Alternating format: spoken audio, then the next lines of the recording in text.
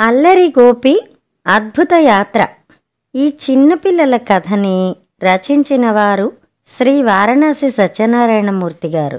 ఈ కథ 1958 కాలం నాటిది. ఈ కథలో బొమ్మలు చిత్రించిన వారు శ్రీ బాపు గారు. ఇక కథలోకి వెడదాం. అనగా అనగా ఒక ఊళ్ళో ఒక అల్లరి పిల్లవాడు. ఏ ఊళ్ళో అని అడుగుతారా? పోనీ మీ ఊళ్ళోనే అనుకుందాం. అల్లరి పిల్లలు ఏ ఊళ్ళో పడితే ఆ ఊళ్ళోనే ఉంటారుగా. మీరు మంచివాళ్లే అనుకోండి, మీతో అస్తమానం దెబ్బలాడే అల్లరి పిల్లలు లేరు మరి. అందుకని మీ ఊరులాంటి ఒక ఊళ్ళో ఒక అల్లరి పిల్లవాడు. వాడి పేరు గోపి. మామూలుగా ఏ అల్లరి పిల్లవాడైనా ఏం చేస్తాడు? అందరినీ కొడతాడు, అన్నీ పాడు చేస్తాడు, ఎవరి మాట వినడు కాదు. అలాగే గోపి కూడా. వాడు చేయని అల్లరి అంటూ లేదు. వాడు వాళ్ళ నాన్న మాట వినడు, అమ్మ మాట వినడు, అన్నయ్య మాట అసలే వినడు, బడికి వెళ్ళడు. మాస్టర్ అంటే మహా చెడ్డ కోపం వాడికి. ఎప్పుడైనా వాళ్ళ నాన్న ఇద్దరు పెద్ద పిల్లల చేత గంజి కావడి వేయించి బలవంతాన బడిలో దిగబెట్టి వస్తే మాత్రం వాడు తిన్నగా కూర్చుంటాడా? పక్కనున్న తొస్సిపండ్ల సుబ్బారావుని గట్టిగా గిల్లేసి తనకేమీ తెలియనట్టు వెనక్కి తిరిగి కూర్చుంటాడు. లేకపోతే సత్తిగాడి పలక సూరిగాడికి, సూరిగాడి పలక సత్తిగాడికి మార్చేసి ఆ పలకల కోసం వాళ్ళిద్దరూ కొట్టుకుంటుంటే కొంటె నవ్వులు నవ్వుతూ కూర్చుంటాడు. వాడింత అల్లరి చేస్తుంటే మాస్టారు ఊరుకుంటారా? అబ్బో, అందులో ఆ మాస్టారు ఆయనకెప్పుడు ముక్కు మీద కళ్ళజోడు, కోపం, చేతిలో పేకబెత్తము ఉంటాయి. గోపిని ఒంగోపెట్టి బెత్తంతో బాధేస్తాడు. గోడ కుర్చీ వేయిస్తారు, గుంజీలు తీయిస్తారు. అంతగా సరదాగా ఉంటే పిక్కపాసం పెట్టేస్తారు. అందుకే గోపికి ఆ 4 కళ్ళ మాస్టర్ అంటే అంత కోపం. మాస్టర్ అటు చూస్తుంటే ఇటు చడీ చప్పుడు కాకుండా బయటికి జారుకుంటాడు. బళ్ళోంచి పారిపోయి ఏ చెట్టు కిందో ఏ సందులోనో గోటి బిళ్ళో గోళికాయలో ఆడుతూ ఉంటాడు. పోనీ ఆ ఆటలైనా సరిగా ఆడతాడా? అబ్బే, అలా ఆడితే వాడు అల్లరి పిల్లవాడెందుకవుతాడు? ఆట మధ్యలోనే కజ్జా మొదలు పెడతాడు. అవతల వాళ్ళు కనుక చిన్నవాళ్ళైతే వాళ్ళని 4 కొట్టి వస్తాడు. లేకపోతే వాళ్ళ చేతుల్లో 4 తిని వస్తాడు. వాడు ఇంటికి వచ్చాడంటేనే భయం. అన్నయ్య పుస్తకాలలో సున్నాలు గీసి వాటికి 2 కాళ్ళు చేతులు పెట్టి తొస్సిపళ్ళ సుబ్బారావు, వీడి చలిమిడిగుండు సత్తిగాడు, వీడి సూరిగాడు అని పేర్లు పెడతాడు. అన్నయ్య ఏమన్నా అంటే చెప్పుకో చెప్పుకో చెవులెక్క దీసుకో అని ఎక్కిరించేస్తాడు. అమ్మ దగ్గరికెళ్ళి అస్తమానం ఏదైనా పెట్టమంటాడు. పెట్టకపోతే అమ్మ లేనప్పుడు అలమారా తలుపు తీసి బెల్లముక్క నోట్లో వేసుకుని గప్చిప్పుగా వచ్చేస్తాడు. వాళ్ళ ఇంట్లో ఒక పిల్లిపిల్ల ఉంది. చాలా చక్కని పిల్లిపిల్ల. నల్లని ఒంటి మీద తెల్లని పొడల పిల్లిపిల్ల. ఇంట్లో వాళ్ళందరికీ అదంటే తగని ముద్దు. అందరితో పాటు అది పెరుగు అన్నం తింటుంది, కాఫీ తాగుతుంది, పందిరి మంచం మీద పడుకుంటుంది, కుర్చీలో కూర్చుంటుంది, రేడియో వింటుంది. కానీ గోపిగాడంటే మాత్రం దానికిష్టం లేదు. వాడు దాని చెవులు పట్టి లాగుతాడు, మీసాలు పీకుతాడు, దాని తోకకి డబ్బా కట్టాడు. అది పరిగెత్తుతుంటే వెనకాల డబ్బా డబడబా చప్పుడవుతుంది. అది మరీ హడలిపోయి మేవ్ మేవమంటూ పరిగెత్తుతుంది. అది చూసి గోపి పెద్దగా నవ్వుతాడు. అందుకే గోపిగాడిని చూడగానే అది అటకెక్కి కూర్చుంటుంది. దానికి తెలుసు గోపి చాలా చెడ్డ అల్లరి పిల్లవాడని.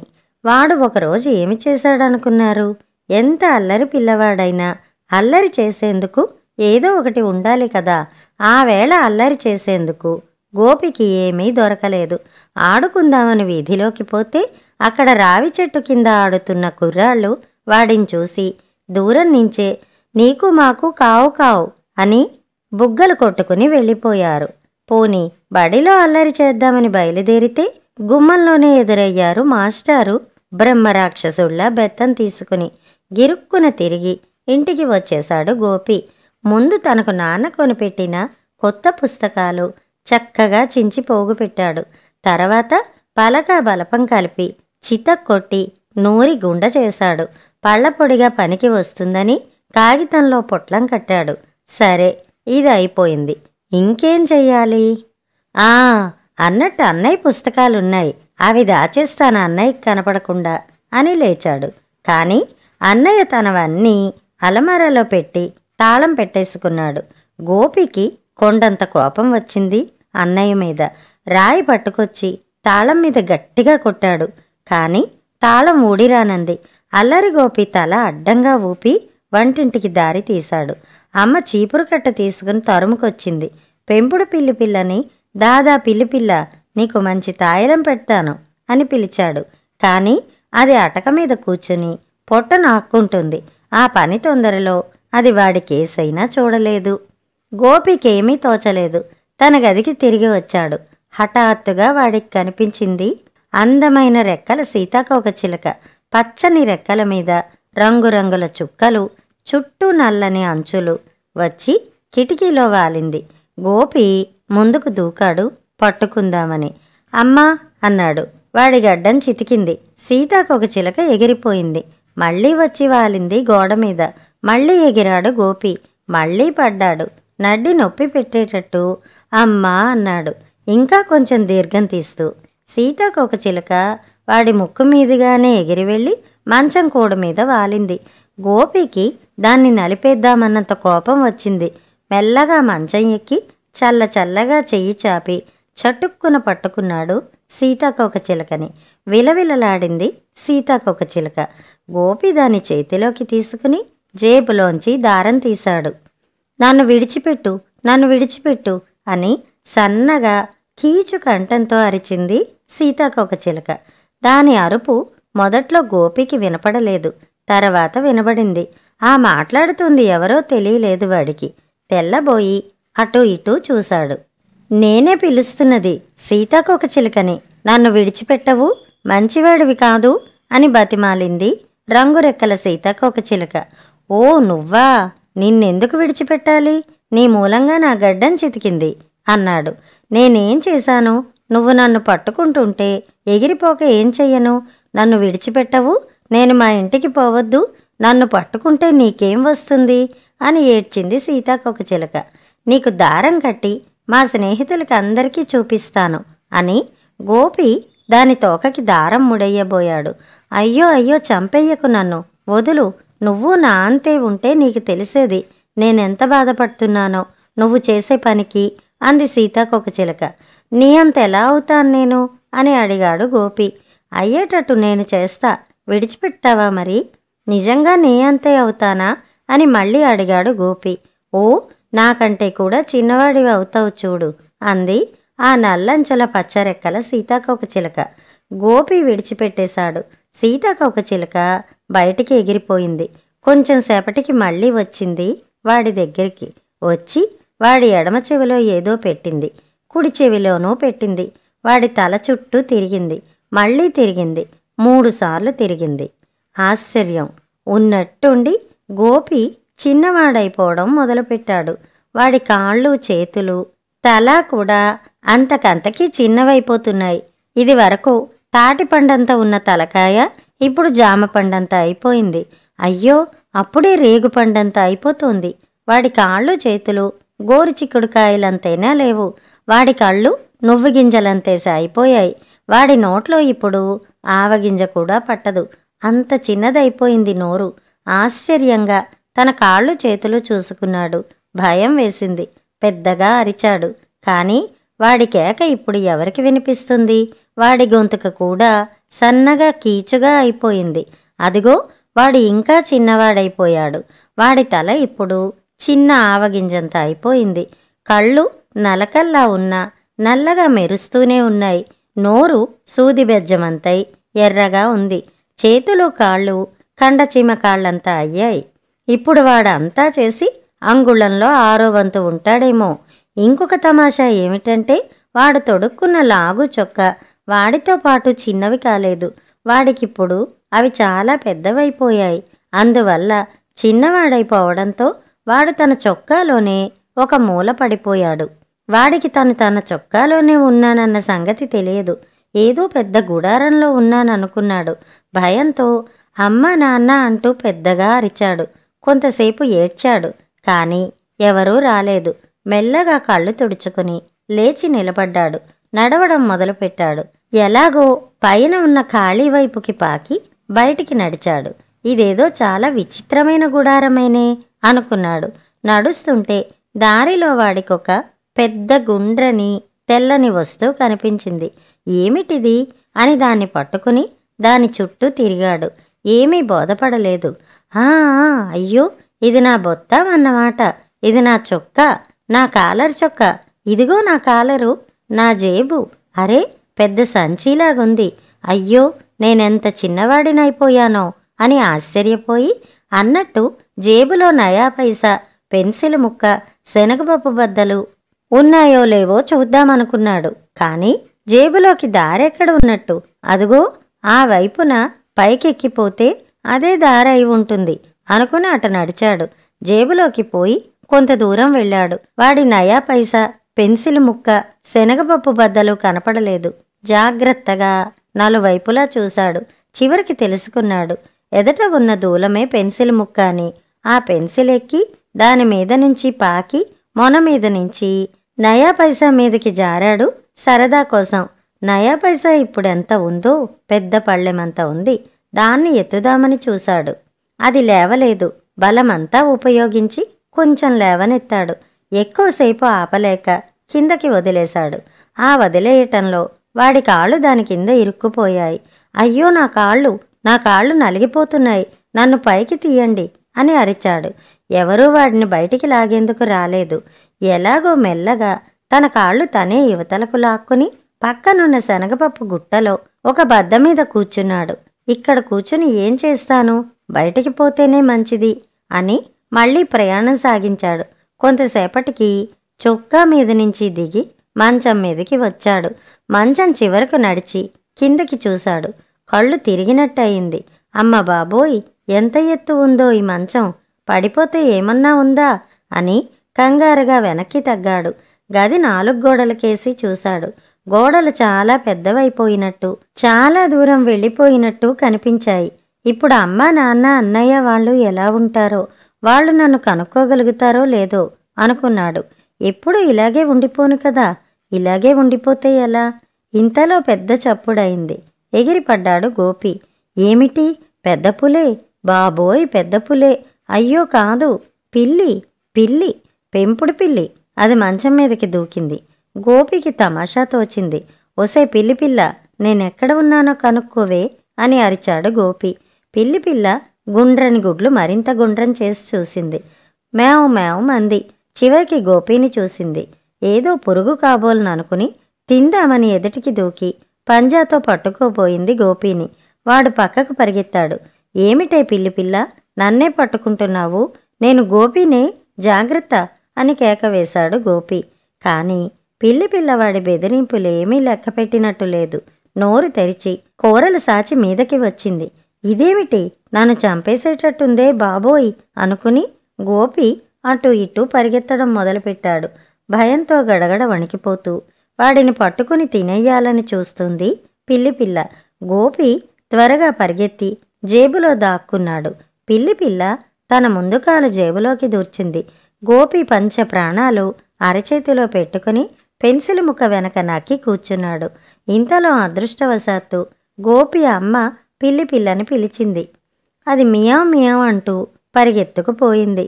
బ్రతికాన్రా బాబు అని బయటికి వచ్చాడు గోపి. కాని మళ్ళీ వస్తుందేమో, నేను ఏడిపించిన పిల్లి పిల్ల ఇప్పుడు నన్నే గుటకాయ స్వాహా చేసేట్టుందే, ఎలారా దేవుడా అనుకున్నాడు. ఇంతలో కనిపించింది వాడికి మళ్ళీ సీతాకోకచిలుక. రంగురెక్కల చక్కని సీతాకోకచిలుక. ఏం కుర్రాడా, ఎలా ఉంది ఇప్పుడు, సరదాగా లేదు అని అడిగింది నవ్వుతూ. ఏం సరదా పోనిద్దు, చచ్చి బతికాననుకో, మా పిల్లి నన్నే తినేయబోయింది అని చెప్పాడు గోపి. మరి ఇప్పటికే నా తెలిసిందా మాలాంటి వాళ్ళ బాధలు ఎలా ఉంటాయో అని అడిగింది చక్కని రెక్కల సీతాకోకచిలుక. గోపి మాట్లాడకుండా తల ఊపాడు. సరే, మా ఇంటికి వస్తావా ఒకసారి అని అడిగింది సీతాకోకచిలుక. వస్తాను, కానీ నాకు రెక్కల్లేవే, మరి నీతో పాటు ఎగరడానికి అన్నాడు గోపి. పర్వాలేదు, నేను తీసుకువెళ్తాను, నా మీద కూర్చుందుగాని అంది సీతాకోకచిలుక. అలా అయితే భలే, తప్పకుండా వస్తాను అని సీతాకోకచిలుక మీదకి ఎగిరి కూర్చున్నాడు గోపి. సీతాకోకచిలుక ఎగరడం మొదలుపెట్టింది. గోపి సంతోషంతో కేరింతలు కొట్టడం మొదలుపెట్టాడు. వాడికి ఇది వరకు విమానం ఎక్కాలని భలే సరదాగా ఉండేది. ఇప్పుడు ఆ సరదా కొంతవరకు తీరింది. ఇప్పుడు ఆకాశంలో ఎగురుతున్నట్టు అనిపించింది వాడికి. పిల్లి పిల్ల మూతి నాక్కుంటూ మళ్ళీ వచ్చింది. సీతాకోకచిలుకను చూసి ఎగిరింది. కాని సీతాకోకచిలుక దానికి అందలేదు. తెల్లబోయి మియావ్ మియావ్ అంటూ కూర్చుంది. గోపికి ఇప్పుడు ధైర్యం వచ్చింది. గొప్ప కోసం అన్నాడు, ఒసేయ్ పిల్లిపిల్ల, వీళ్ళ ఊరెళ్తున్నానే, మళ్ళీ వస్తాలే, జాగ్రత్తగా ఉండే అని. పిల్లిపిల్ల ఆకుపచ్చ గుడ్లతో పైకి చూస్తూ మీసాలు తుడుచుకుంటూ కూర్చుంది. సీతాకోకచిలుక కిటికీ ఊచల మధ్యగా బయటికి ఎగిరింది. 2 ఊచలు 2 స్తంభాలలాగా కనిపించాయి గోపీకి. వాళ్ళు కొద్ది దూరం వెళ్లారో లేదో సంగీతం పాడుతూ తల ఊపేస్తూ ఒక దోమ ఎదురైంది. దోమ సీతాకోకచిలుకను చూసి, ఏమమ్మా, కులాసాగా ఉన్నావా రెక్కలరాణి అంటూ పలకరించింది. ఆ కులాసాగానే ఉన్నాను అని ముందుకు ఎగిరిపోతూనే అంది సీతాకోకచిలుక. దోమతో స్నేహం అంత ఇష్టం లేదు సీతాకోకచిలుకకి. దోమ దగ్గర మురుగు కంపుగా మరి. కాని దోమ ఆమె వీపు మీద గోపీని చూసింది. టపీమని ఆగిపోయింది. రివ్వున వెనక్కి తిరిగి వచ్చింది. ఆగమ్మా అందమైన రెక్కలరాణి, నీ వీపు మీద ఉన్నదెవరు? కాస్త చెప్పి వెళ్ళమ్మా అంది. ఒక పిల్లవాడు, మనిషి పిల్లవాడు, మంచి పిల్లవాడు. మా ఊరు తీసుకువెళుతున్నాను, పొడుగు కాళ్ళ దోమదొర అని చెప్పింది సీతాకోకచిలుక. ఆ పిల్లవాడే, మనిషి పిల్లవాడే, మన శత్రువుల పిల్లవాడే, అయితే వెంటనే చంపెయ్యొద్దు అంది ఆ పొడుగు కాళ్ళ పొట్టి రెక్కల దోమదొర. చంపకూడదు, ఈ పిల్లవాడు చాలా మంచి పిల్లవాడు, నన్ను చంపకుండా విడిచిపెట్టాడు, అందువల్ల మా తోట దొడ్డి చూపించడానికి తీసుకువెళ్తున్నాను అంది సీతాకోకచిలుక. మంచివాడో చెడ్డవాడో ఎవరికి కావాలి? మనిషి పిల్లవాడు, మన శత్రువుల పిల్లవాడు, అంతే. ఏది, నా బల్లెంతో ఒక్క పోటు పొడవనియ్యి, దెబ్బకి చస్తాడు అంటూ బల్లెం పైకి పట్టుకుని వచ్చేసింది దోమ. గోపి ప్రాణాలు ప్రాణాల్లో లేవు. ఇప్పుడే పిల్లిగండం తప్పిందనుకుంటే మళ్ళా ఈ దోమ ఒకటి వచ్చిందే ప్రాణాలు తీసేందుకు. దాని ముళ్ళు నిజంగా బల్లెంలాగే ఉంది. అది పెట్టి పొడిస్తే ఏమన్నా ఉందా? అటు నుంచి ఇటు దూసుకుపోతే తను తిన్నగా దేవేంద్రలోకంలో తేలడు. ఈ దోమ నన్ను చంపేస్తుంది, అదిగో వచ్చేసింది అంటూ అరిచాడు గోపి ఎగిరిపడుతూ. నీకేం భయం లేదులే, నువ్వు తిన్నగా కూర్చో, నేనున్నానుగా అని సీతాకోకచిలుక దోమదొర వైపుకి తిరిగి మంచిగానే చెప్పింది. కూనిరాగాల కొట్లదొర, నీ దారిని నువ్వు పో అని. కాదు, ఈ మనిషి పిల్లవాడిని చంపితే కాని నేను పోను, వీడి రక్తం తాగాలి అంతే అంటూ అమ్మవారు పూనిందాన్లా అరుస్తూ చిందులు తొక్కుతూ వచ్చి పడింది దోమ. సీతాకోకచిలుక చటుక్కున పక్కకి తిరిగింది. దోమ వచ్చి దాని రెక్కలను కొట్టుకుని వెనక్కి పడిపోయింది. కాని వెంటనే లేచి సీతాకోకచిలుక చుట్టూ తిరుగుతూ ముందు వైపు నుంచి రెక్కల మధ్య ఉన్న గోపి మీదకి దూసుకుపోబోయింది. సీతాకోకచిలుక గిరుక్కున తిరిగింది. దాని రెక్కలు ఆపేశాయి దోమని. అప్పటికైనా పోయిందా దోమ? లేదు, మళ్ళీ మళ్ళీ వచ్చి పడుతూనే ఉంది. కూనిరాగం తీస్తూనే ఉంది. సీతాకోకచిలుకకు కూడా కోపం వచ్చేసింది, చాలా పెద్ద కోపం. రెక్కలు వేగంగా కొడుతూ గిరగిరా తిరుగుతూ దోమతో యుద్ధం చేసింది. దోమకి బాగా దెబ్బలు తగిలాయి. ఒక కాలు ఊడిపోయింది, ఇంకో కాలు సగం విరిగింది, ఒక రెక్క కొంచెం దెబ్బతింది. అయినా వీరావేశంతో యుద్ధం చేస్తూనే ఉంది దోమ. ఈ మనిషి పిల్లవాడి రక్తమేనా తాగాలి, లేకపోతే చావనేనా చావాలి అనుకుంది. సీతాకోకచిలుక తన రెక్కలతో దాన్ని కొట్టింది, గట్టిగా కొట్టింది, మళ్ళీ మళ్ళీ కొట్టింది. చివరికి దోమ నోటి దగ్గర బల్లెం కాస్తా ఊడి చక్కా పోయింది. దోమ ఓడిపోయింది. అయినా ఉడుకుపోతుతనంతో, ఉండు మా వాళ్లతో చెప్పి అందర్నీ తీసుకువచ్చి ఈ మనిషి పిల్లవాడిని పొడిచి చంపేయకపోతే నా పేరు పొడుగు కాళ్ల దోమదొరబాబు కాదు అని అరిచి తగిలిన దెబ్బలకు బాధతో ఏడుస్తూ వెళ్ళిపోయింది దోమ. అమ్మయ్యా అని అప్పటికి ఊపిరి పీల్చాడు గోపి. కాని కొంతసేపటికి దోమదండు వచ్చి పడుతుందేమో. ఎలా?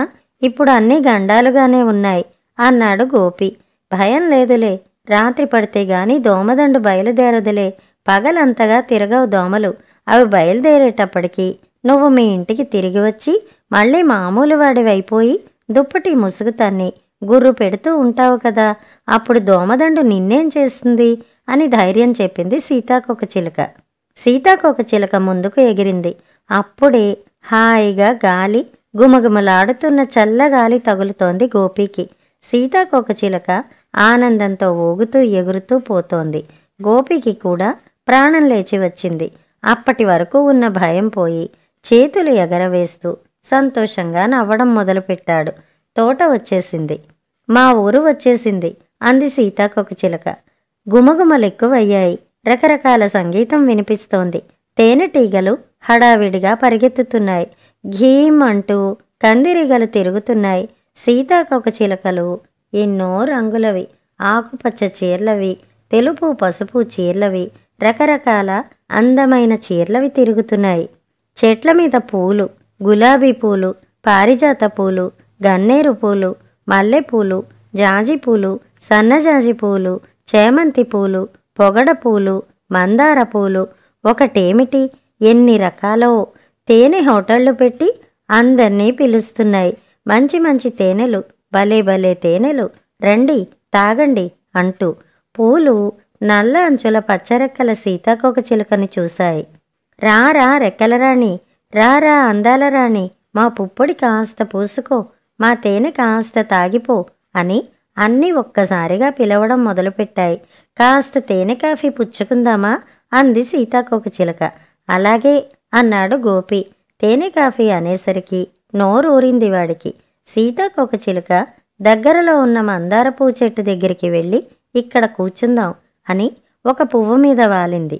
గోపిని తన పక్కనే ఒక రేఖ మీద కూర్చోబెట్టింది. మందార పువ్వు అడిగింది, ఎవరమ్మా ఈ కొత్తవారు అని. సీతాకోకచిలుక చెప్పింది, మనిషి పిల్లవాడమ్మా అని.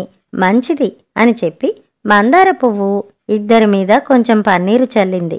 పుప్పెడు పూసింది. తేనె కాఫీ తీసుకోమని ఎదట పెట్టింది.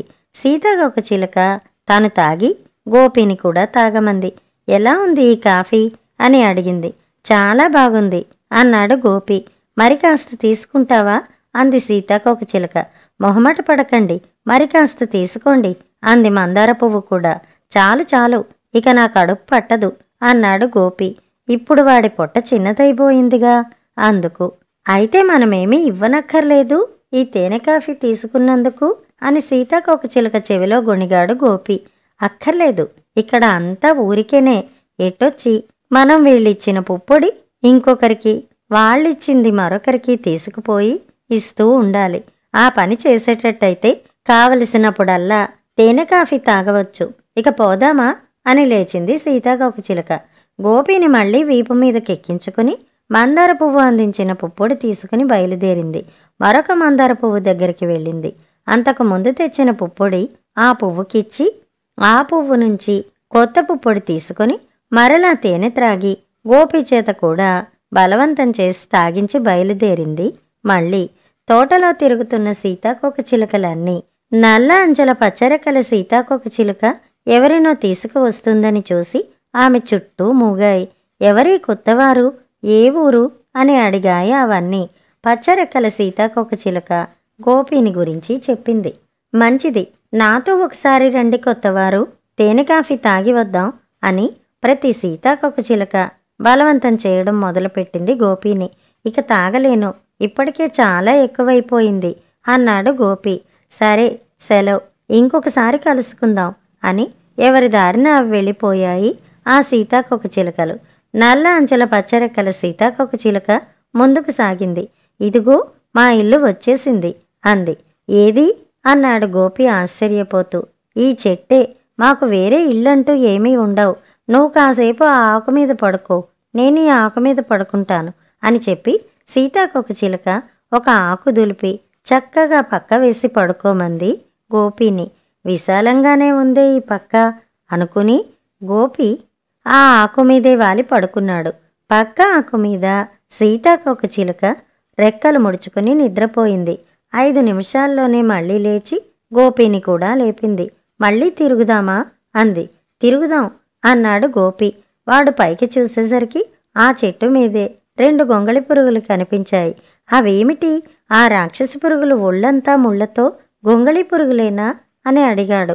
అవును, గొంగళీలే. ఏ, వాటితో కొంచెంసేపు ఆడుకుంటావేమిటి అంది సీతాకోకచిలుక. చచ, గొంగళీలతో ఎవడాడుకుంటాడు? అవి అంటే నాకు చెడ్డ అసహ్యం అన్నాడు గోపి. నేనంటే అసహ్యం లేదా అని నవ్వింది సీతాకోకచిలుక. లేదు, నువ్వు చాలా బాగుంటావు, నీ రెక్కలు చాలా అందంగా ఉంటాయి, కానీ అవో నల్లగా ఒళ్ళంతా ముళ్లతో అసహ్యంగా ఉంటాయి అన్నాడు గోపి. మరి అవి నా బిడ్డలే కదా, మేం చిన్నప్పుడు అలాగే ఉంటాం, పెద్దయిన తర్వాత ఇలా అవుతాం అంది సీతాకోకచిలుక. నిజంగా గొంగళి పురుగులు సీతాకోకచిలుకలవుతాయన్నమాట అన్నాడు గోపి. అవును, అందుకే మా బిడ్డలతో కాసేపు ఆడుకో అని చెప్పి సీతాకోకచిలుక ఒక గొంగళి దగ్గరకు వెళ్ళింది. అబ్బాయి, నీకోసం ఒక స్నేహితుడిని తీసుకువచ్చానురా చిట్టిబాబు అంది ఆ ముద్దు బిడ్డతో. ఆ ముద్దు గొంగళి తిండి తొందరలో తిరిగి చూడలేదు. సీతాకోకచిలుక మళ్ళా చెప్పింది. గొంగళి మరో ఆకుముక్క నోట్లో కుక్కుని తల ఎత్తకుండానే, ఆడుకోవడానికి నాకు తీరికెక్కడే, నేనింకా బోలెడు ఆకులు తినాలి, ఎంత తినాలో ఎంత తినాలో అంటూ మళ్ళా పొట్ట నింపుకోవడం గొడవలో మునిగిపోయింది ఆ గారాబు గొంగళి. సీతాకోకచిలుక 2వ గొంగళి దగ్గరకు వెళ్ళింది. దానితోనూ చెప్పింది. అబ్బాయి, నీతో ఆడుకోవడానికి మంచి స్నేహితుణ్ణి తీసుకువచ్చానురా అని.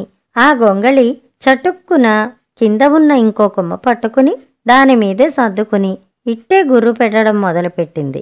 సీతాకోకచిలుక విసుక్కుంది. నా బిడ్డలింతే నాయనా, ఉత్త మొద్దుగటాలు, తినడం పడుకోవడం తప్పితే మరో పని లేదు, ఆటపాట అసలే లేదు అని చెప్పి గోపిని మళ్ళీ వీపు మీదకెక్కించుకుని తమ ఊరు విశేషాలు చూపించడానికి బయలుదేరింది. ఇంతలో ఒక మూల నుంచి పెద్ద గోల వినిపించింది. కేకలు, అరుపులు, ఈలలు ఇంకా దగ్గరకు వస్తున్నాయి. గోపి అటు చూశాడు. అయ్య బాబోయ్, రక్కసులు, 4 రాక్షసులు అని అరిచి వెంటనే, కాదు, రామిగాడు శంకరిగాడు వాళ్ళును.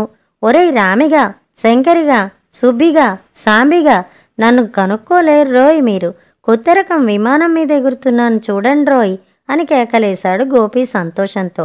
రామిగాడు వాళ్ళు వాడి స్నేహితులే, వాళ్ళు అల్లరి వాళ్లే. రామిగాడు వాళ్ళు తోటలో పడి అల్లరి మొదలుపెట్టారు. పువ్వులు కోసేసి రేఖలు విడదీసి నలిపి పారేస్తున్నారు, ఆకులు దూసేస్తున్నారు, కొమ్మలు విరిచేస్తున్నారు, నానా ధ్వంసం చేస్తున్నారు.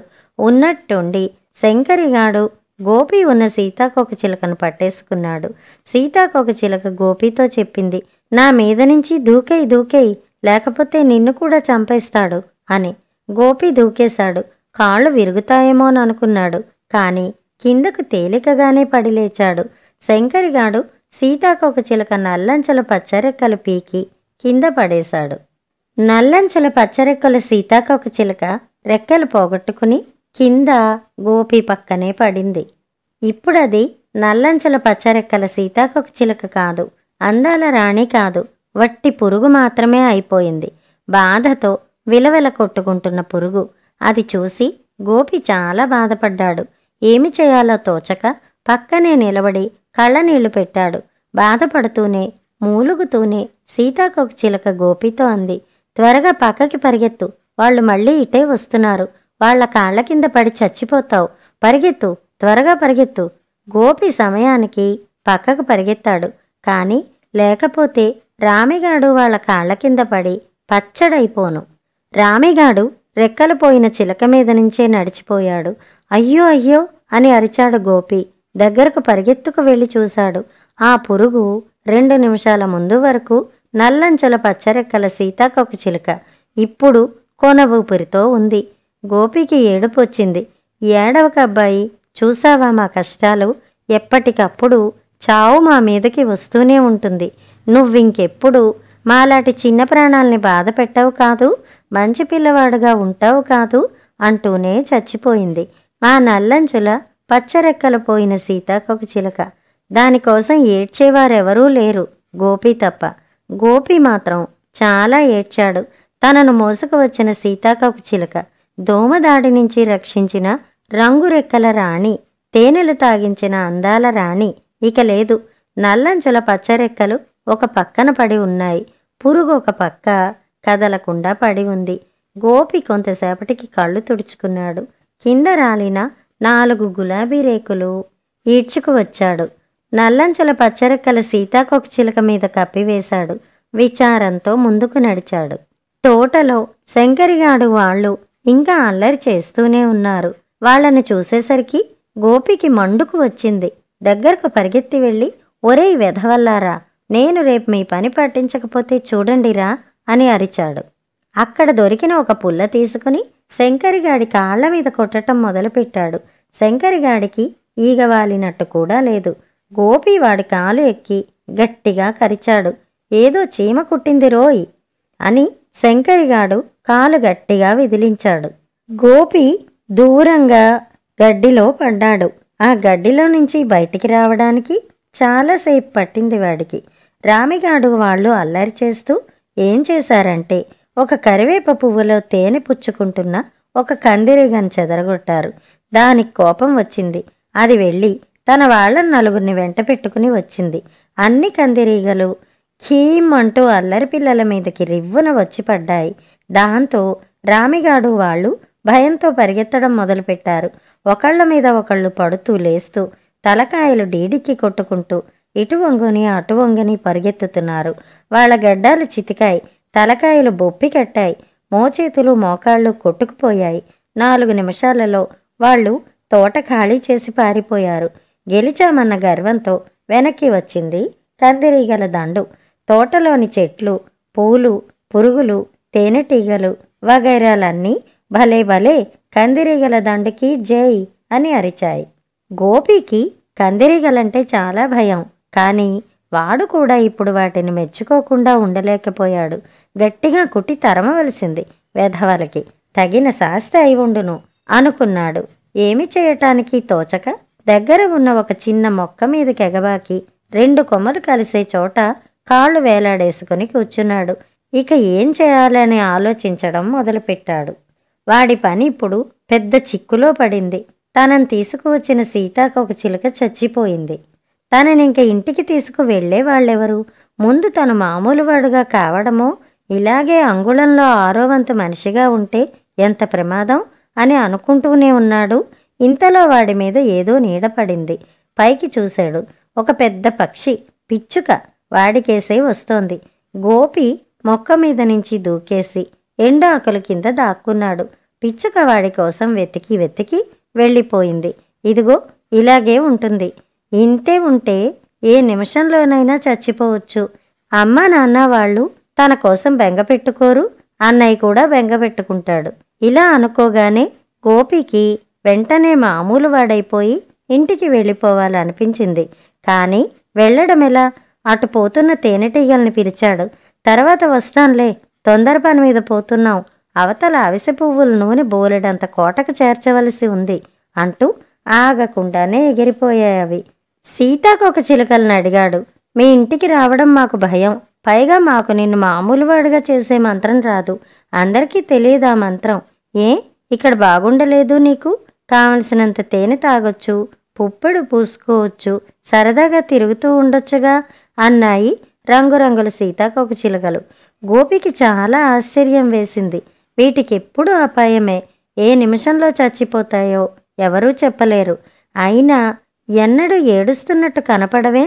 సీతాకోకచిలుకలు ఆనందంతో నాట్యం చేస్తూ వెళ్ళిపోయాయి. గోపికి బెంగ ఎక్కువైపోయింది. ఆలోచిస్తూ కూర్చుంటే కునుకు వచ్చింది వాడికి. అక్కడే ఒక ఆకు కింద పరుచుకుని ఎండాకు పైన కప్పుకుని నిద్రపోయాడు. కొంతసేపటికి మెలకువ వచ్చి చూసేసరికి ఏవో తన్ను పట్టుకుని ఈడ్చుకుపోతున్నాయి. భయంతో అరిచాడు. గిలగిల కొట్టుకోబోయాడు. కాని చేతులు కాళ్ళు కదలనీయటం లేదు చీమలు. ఆ చెయ్యి ఒకటి, ఈ చెయ్యి ఒకటి, ఆ కాలొకటి, ఈ కాలొకటి పట్టుకుని తేలికగా లాక్కుపోతున్నాయి. నన్ను విడిచిపెట్టండి, నన్ను విడిచిపెట్టండి అని మొత్తుకున్నా ఆ నల్ల చీమలు వినిపించుకోలేదు. వాడి చుట్టూ 100 చీమలున్నాయి. సంబరంతో వాడిని లాక్కుంటూ పోయి మరో పెద్ద చీమల గుంపులో కలిశాయి. చీమల గుంపేమిటి, అదో పెద్ద ఊరేగింపులా ఉంది. ముందు ఉంది ఒక పెద్ద రథం. చచ్చిన గొల్లబామ రథాన్ని లాగుకుపోతున్నట్టే దాన్ని లాక్కుపోతున్నాయి చీమలు.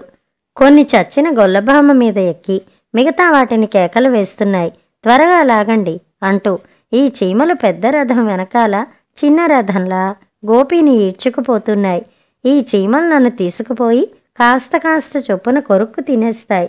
నేను చచ్చిపోతాను అమ్మా నాన్న అంటూ ఏడుస్తూనే ఉన్నాడు గోపి. చీమల వారు కన్నం చేరుకుంది. గొల్లభామను లోపలికి తీసుకువెళ్దామని చూశాయి. కానీ అది లోపలికి పోలేదు. కన్నం పట్టలేదు దానికి. చీమలు రథాన్ని వెనక్కి తీసుకువచ్చి మళ్ళీ ముందుకు తోసుకుపోయాయి. అయినా లాభం లేకపోయింది. మళ్ళీ వెనక్కి వస్తున్నాయి, మళ్ళీ ముందుకు పోతున్నాయి. కొన్ని రథం మీదకి ఎక్కి అరుస్తున్నాయి, కొన్ని దిగుతున్నాయి, కొన్ని అటూ ఇటూ పరిగెత్తుతున్నాయి. కొత్త చీమలు వచ్చి భుజం కాస్తున్నాయి, నానా హడావిడి చేస్తున్నాయి. అయినా గొల్లభామ రథం లోపలికి పోలేదు. చటుక్కున గోపికి ఒక ఉపాయం తట్టింది. భలే ఉపాయం! ఎలాగైనా మనిషి పిల్లవాడు కాదు, నన్ను విడిచిపెడితే ఆ గొల్లభామను లోపలికి తీసుకుపోయే ఉపాయం చెప్తాను అని అరిచాడు. చీమలు వాడిని విడిచిపెట్టాయి. గోపి ముందుకు వచ్చి, అలా కాదు, అటు తిప్పండి గొల్లభామని. కాళ్ళు ముందు కాదు, తల ముందు దూర్చండి, కాళ్ళు దగ్గరగా నొక్కి పట్టుకుని తొయ్యండి అన్నాడు. చీమలు వాడు చెప్పినట్టు చేశాయి. గోపి కూడా తన బలమంతా ఉపయోగించి వెనక నుంచి రథాన్ని కన్నంలోకి తోశాడు. గొల్లభామ కన్నంలోకి వెళ్ళిపోయింది.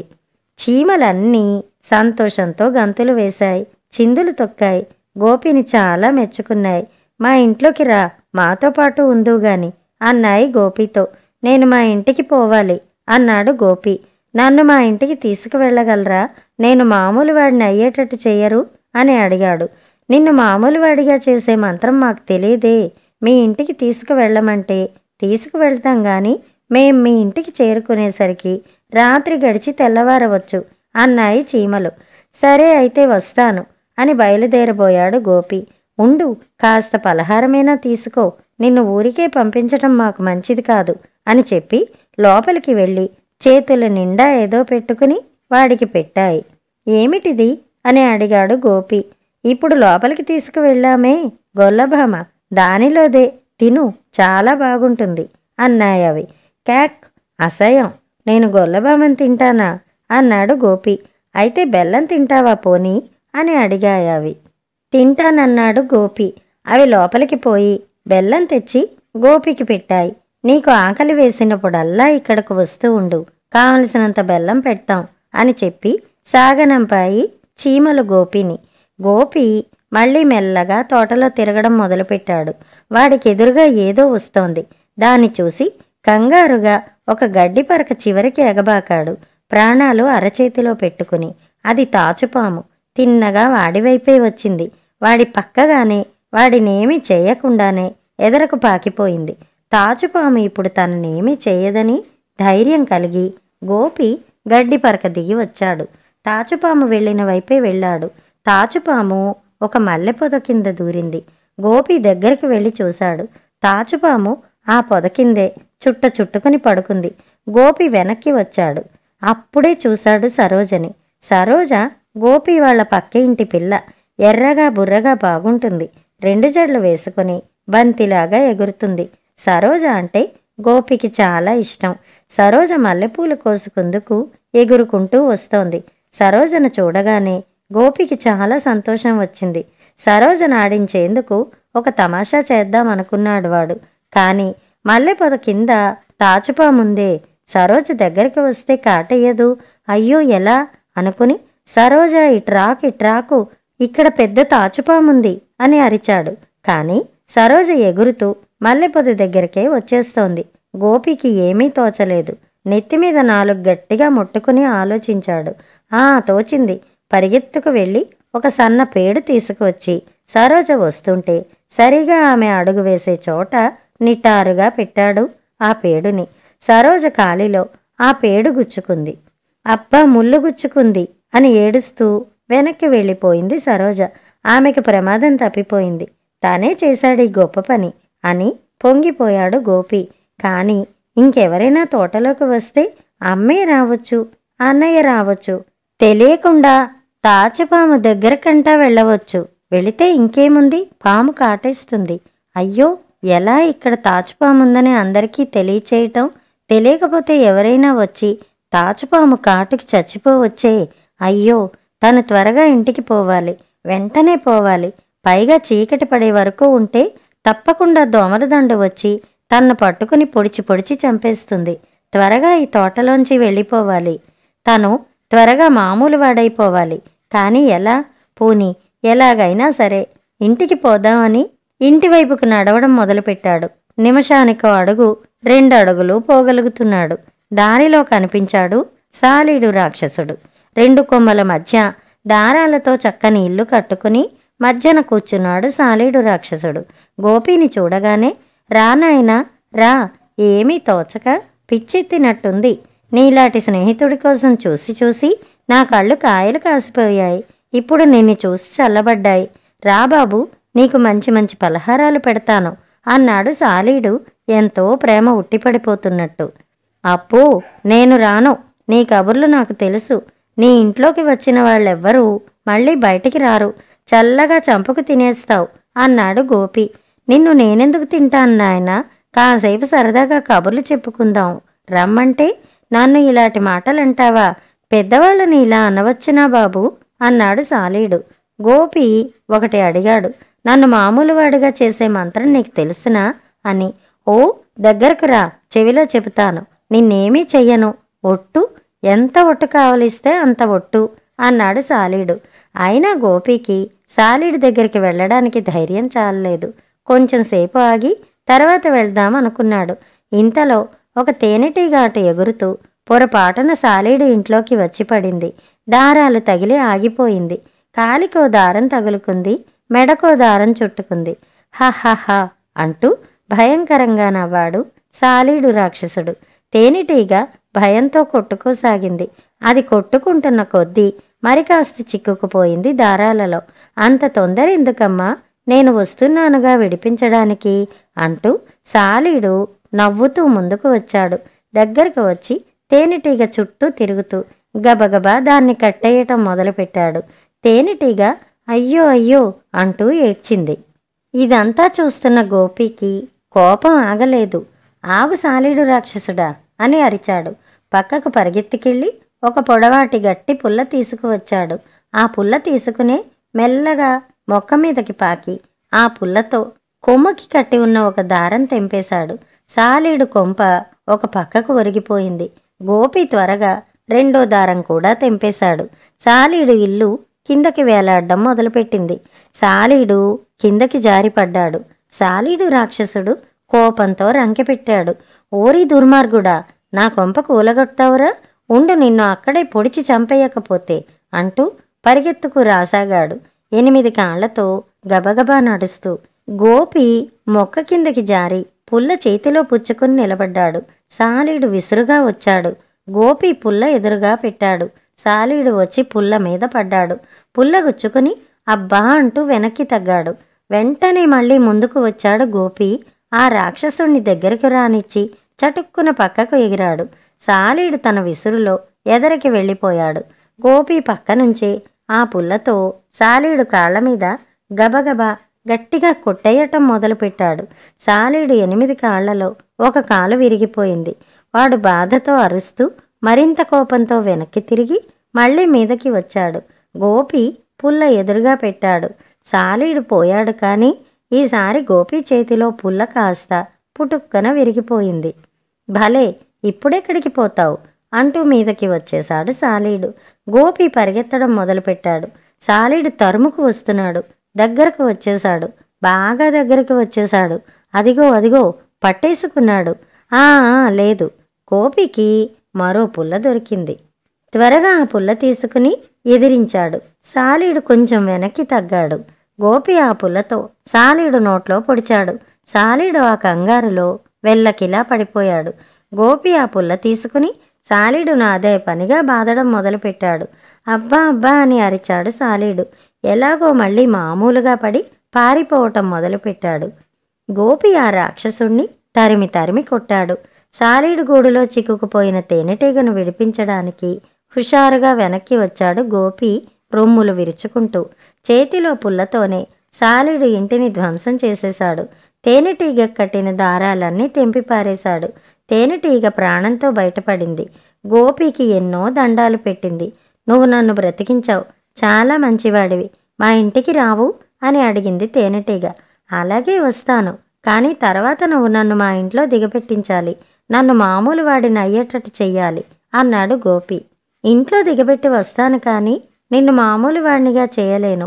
ఆ మంత్రం మా రాణిగారికి తెలిసి ఉండొచ్చు, ఆవిడితో చెబుతాను రా అని గోపిని వీపు మీద ఎక్కించుకుని తమ కోటకు తీసుకువెళ్ళింది తేనెటీగ. తొగరి చెట్టు తొర్రలో ఉంది తేనెటీగల కోట. ఆ కోట నిండా అన్నీ గదులే. కోట దగ్గర కొన్ని తేనెటీగలు కాపలా కాస్తున్నాయి. కొన్ని కోటలోకి వస్తున్నాయి, కొన్ని పోతున్నాయి. గోపిని తెచ్చిన తేనెటీగ తిన్నగా వాణ్ణి తన గదికి తీసుకుపోయింది. తేనె కొట్టు చూపించింది. ఎంత తేనె, ఎంత మంచి తేనె! గోపి తనివి తీరా తేనె తాగాడు. వాడికి మళ్ళీ ఓపిక వచ్చింది. స్నేహితులిద్దరూ కాసేపు కబుర్లు చెప్పుకుంటూ కూర్చున్నారు. తమ కోటలోకి ఎవరో కొత్తవారు వచ్చారని తెలిసి గోపిని చూడడానికి వచ్చాయి కోటలోని తక్కిన తేనెటీగలు. గోపి స్నేహితుడైన తేనెటీగ వాటికి గోపిని పరిచయం చేసింది. గోపి చేసిన పని గురించి చెప్పింది. సాలీడును గెలిచిన వీరుడు అని గోపిని ఎంతో పొగిడిపోయాయి కోటలో తేనెటీగలన్నీ. మొదటి తేనెటీగ గోపికి తమ కోట అంతా చూపించింది. ఎన్ని తేనెకుట్లు, ఎన్ని తేనెకుట్లు! కొట్ల నిండా తేనె. ఆశ్చర్యం వేసింది గోపికి. తేనెటీగ తమ పిల్లలున్న కొట్టు చూపించింది. పిల్లలన్నీ మంచి నిద్రలో ఉన్నాయి, వాటిని లేవగొట్టవద్దన్నాడు గోపి. తేనెటీగ గోపిని రాణిగారి దగ్గరికి తీసుకువెళ్ళింది. రాణిగారు, తమ దర్శనం కోసం ఒక మనిషి పిల్లవాడు వచ్చాడు అని చెప్పింది. రాణిగారు కొంతసేపటికి గాని బయటికి రాలేదు. గోపిని నిదానించి చూసి పలకరించి ఎందుకు వచ్చినట్టనే అడిగారు. తేనెటీగ గోపి విషయమంతా చెప్పింది. సాలీడును ఓడించిన వీరుడని తెలుసుకుని రాణిగారు కూడా చాలా సంతోషించారు. గోపి తన ఇబ్బంది చెప్పుకున్నాడు. తనను మామూలు వాణ్ణిగా మార్చమని ప్రార్థించాడు. రాణిగారు చాలాసేపు ఆలోచించారు. నువ్వు కోరింది చాలా కష్టమైనదబ్బాయి. మేము కానీ మరెవరు గాని మిమ్మల్ని మాతో సమానంగా ఎప్పుడూ చేయకూడదు. చేసినా మళ్ళీ మామూలు వాళ్ళుగా చేయకూడదు. అయినా మా తేనెటీగను రక్షించావు కాబట్టి నిన్ను మామూలు వాణ్ణిగా చేస్తాను అని తన సేవకుల్ని పిలిచి వాళ్ళకేదో చెప్పారు. సేవకులు నలువైపులా ఎగిరి వెళ్ళి మరి కాసేపటికి కాళ్ళకేదో అంటించుకుని తెచ్చారు. రాణిగారు మరొక భటుణ్ణి బల్లెంతో తన పొట్ట మీద పొడవమంది. భటుడు అలాగే చేశాడు. రాణిగారి పొట్టలో నుంచి కొంచెం రక్తం వచ్చింది. రాణిగారి సేవకులు తెచ్చినది తన రక్తంతో కలిపి ముద్ద చేసి దానిమీద పడుకుని గిరగిరా తిరుగుతూ మంత్రాలు చదివింది. తర్వాత లేచి ఆ ముద్ద తీసి కొంచెం గోపి ఎడమ చెవిలోనూ కొంచెం కుడి చెవిలోనూ రాసి మంత్రాలు చదువుతూ గోపి చుట్టూ కూడా తిరుగుతూ కొద్దిసేపట్లోనే మామూలు వడివైపోతావు, ఇక వెళ్ళు అని లోపలికి వెళ్ళిపోయారు రాణిగారు. తేనెటీగ గోపిని వీపు మీద ఎక్కించుకొని కొద్దిసేపటిలోనే వాడి ఇంట్లో వాడి మంచం మీద దిగబెట్టింది. గోపి తన చొక్కా లాగు చూసుకుని సంతోషంతో పొంగిపోయాడు. అబ్బా, తిరిగి వచ్చాం, ఎలాగైతేనే అనుకున్నాడు. మరి నేను వెళ్ళి వస్తాను, మమ్మల్ని మర్చిపోకే అని గోపి దగ్గర సెలవు తీసుకుని వెళ్ళిపోయింది తేనెటీగ. గోపి దాని వైపే చూస్తూ చేతులు ఊపుతున్నాడు. చేతులు ఊపుతుండగానే వాడు పెద్దవాడైపోవడం మొదలుపెట్టాడు. త్వరగా తన చొక్కాలోకి దూరి కూర్చున్నాడు. ఆవగింజంత తలకాయ రేగుపండంత అయింది. రేగుపండంతది జామపండంతది అయింది. జామపండంతది తాటిపండంత అయింది. నలకల్లాంటి కళ్ళు చారెడేసి అయ్యాయి. గోపి మామూలువాడైపోయాడు. వెంటనే జేబులో చెయ్యి పెట్టుకుని చూసుకున్నాడు. నయా పైసా, పెన్సిల్ ముక్క, శనగపప్పు బద్దలు ఉన్నాయో లేవో అని. ఉన్నాయి. 4 శనగపప్పు బద్దలు తీసి నోట్లో వేసుకున్నాడు. నయా పైసా తన అరచేతిలో పెట్టుకుని చూశాడు. మళ్ళీ ఎంత చిన్నదైపోయిందో నయా పైసా అనుకున్నాడు. మంచం మీద నుంచి కిందకి దిగాడు. మామూలుగానే దిగాడు. మంచం కింద పిల్లిపిల్ల కూర్చుని ఉంది. గోపిని చూసి పారిపోయింది. గోపి ఒక్క గంతులో దాన్ని పట్టుకుని నిన్నేమీ చేయనులేవే ఇక నుంచి అని చెప్పి దానిని చంకకెత్తుకున్నాడు. నాన్న గదిలోకి పోయి నాన్నతో ఇంటిపక్క తోటలో మల్లెపొద కింద తాచుపాము పడుకుని ఉందని చెప్పాడు. మొదట్లో వాళ్ళ నాన్న వాడి మాటలు నమ్మలేదు. కానీ వాడు నిజమే నాన్న అని గట్టిగా చెప్పేసరికి అయినా చూద్దాం అని చుట్టుపక్కల వాళ్ళని కూడా తీసుకొని తోటలోకి వెళ్ళి దూరం నుంచే జాగ్రత్తగా చూశాడు. మల్లెపొద కింద తాచుపాము ఉంది. వెంటనే పాములవాడిని పిలిపించి పామును పట్టించి పంపేశారు. అందరూ గోపీని చాలా మెచ్చుకున్నారు. నీకెలా తెలిసిందిరా అక్కడ తాచుపాముందని అని అడిగారు. గోపి తన రహస్యం చెప్పలేదు. గర్వంగా నవ్వి ఊరుకున్నాడు. తర్వాత వాడు చేసిన పని దోమల మందు తీసుకువెళ్ళి ఇంటిపక్క ఉండే గుంటలో బాగా చల్లి దోమల దండును చంపేయడం. దోమ మీద కసి తీర్చుకున్నాడు. ఇక రామిగాడు శంకరిగాడు వాళ్ళ సంగతి. మర్నాడు పొద్దున్నే శంకరిగాడి దగ్గరికి పోయాడు గోపి. ఏరా, నిన్న తోటలో సీతాకోక చిలకల్ని చంపావా లేదా అడిగాడు వాడిని. నీకెట్లా తెలుసురా అన్నాడు శంకరిగాడు. నాకు తెలుసులే, ఇప్పుడు నేను నీ 2 చేతులు పీకేస్తాను, అప్పుడెలా ఉంటుంది? సీతాకోక చిలక రెక్కలు పీకినట్లుండదే అని శంకరిగాడి మెడ పట్టుకున్నాడు గోపి. బాబోయ్, నన్ను వదలరా, ఇంకెప్పుడు సీతాకోక చిలకల్ని చంపను, ఒట్టు అని బతిమలాడు శంకరిగాడు ఏడుస్తూ. సరే పో అని విడిచిపెట్టేశాడు గోపి. వీళ్ళు మంచివాళ్ళైతే గాని వీళ్లతో స్నేహం చేయకూడదని నిశ్చయించుకున్నాడు గోపి. మారిపోయిన గోపి. ఇప్పుడు గోపి అల్లరి పిల్లవాడు కాడని వేరే చెప్పాలా? చాలా మంచివాడైపోయాడు. వాడిప్పుడు ఎవరినీ కొట్టడు, తిట్టడు, అన్నయ్యను బెదిరించడు. దొంగతనంగా బెల్లం ముక్కలు నోట్లో వేసుకోవడం కూడా మానేశాడు. అమ్మా నాన్న చెప్పిన మాటలు వింటున్నాడు. బడికి వెళ్తున్నాడు. పుస్తకాలు బాగా చదవడం మొదలుపెట్టాడు. ఇప్పుడు అందరికీ వాడంటే ఎంతో ఇష్టం, వాళ్ళ పిల్లకి కూడా. కథ సమాప్తం. కథ మీకు నచ్చిందా? కథ కంచికి, మనం ఇంటికి.